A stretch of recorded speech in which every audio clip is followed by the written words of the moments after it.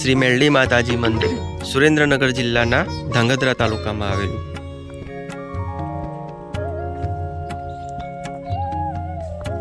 કેસરી કલરના કુંડાઓમાં ઘણા બધા વૃક્ષો રોપવામાં આવેલા છે. બેસવાની વ્યવસ્થા છે.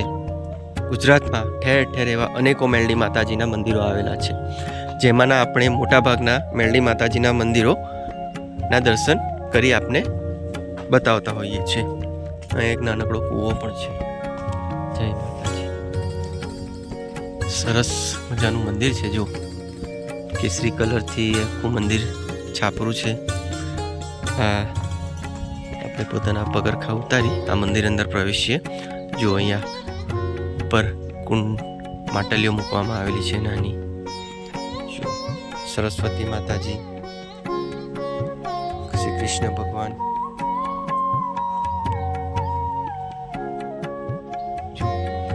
અને આ છે મંદિર અંદર પ્રવેશવાનો ગેટ.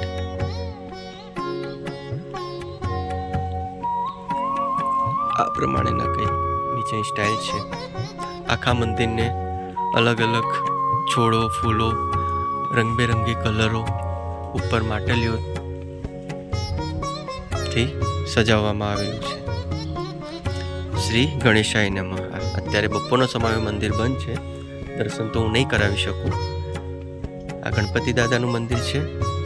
અહીંયા શ્રી દત્તાત્રેય ભગવાન દેખાઈ રહ્યા છે, અને આ છે શ્રી કષ્ટભંજન હનુમાનજી દાદા. ચાલો આપણે દર્શન કરીએ. જય હનુમાનજી દાદા. અને આ છે ઓમકારેશ્વર મહાદેવ મંદિર. જય ઓમકારેશ્વર મહાદેવ. મંદિરની ફરતે પણ એવું સુંદર કોતરણી કામ કરી દેવી દેવતાઓની પ્રતિમાઓ ચિતરવામાં આવેલી છે. અહીંયા ગણપતિ દાદાનું મંદિર છે. ચાલો આપણે તેમના પણ દર્શન કરીએ. જય ગણપતિ દાદા.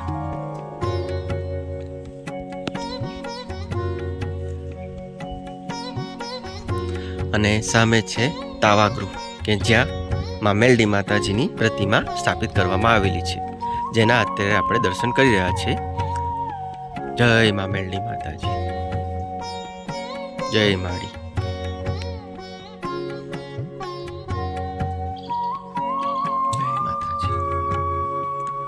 જય માતાજી.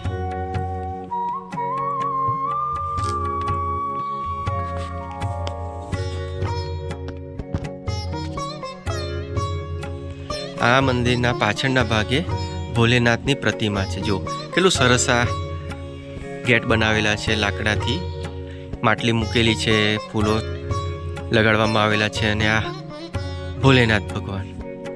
જય શ્રી મહાદેવ. અહીંયા એક ગાડું પણ છે, જેના પર માં મેલડી માતાજીની ધજા ફરકી રહી છે. સામે એવું બેસવાની જગ્યા છે. આ એક લીમડાનું વૃક્ષ છે વિશાળ. અહીંયા એવી ઘણી ખરી પ્રતિમાઓ છે. રાધા કૃષ્ણ, સિંહ. જો અહીંયા ઘણા બધા નાના ફૂલ છોડો છે. તાવા માટેના વાસણો પણ મળી રહેશે.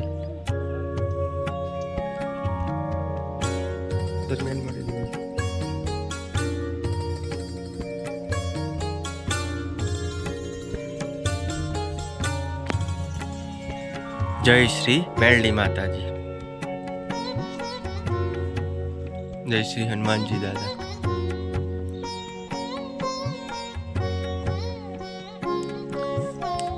જોગણી માતાજી જેવા લાગે.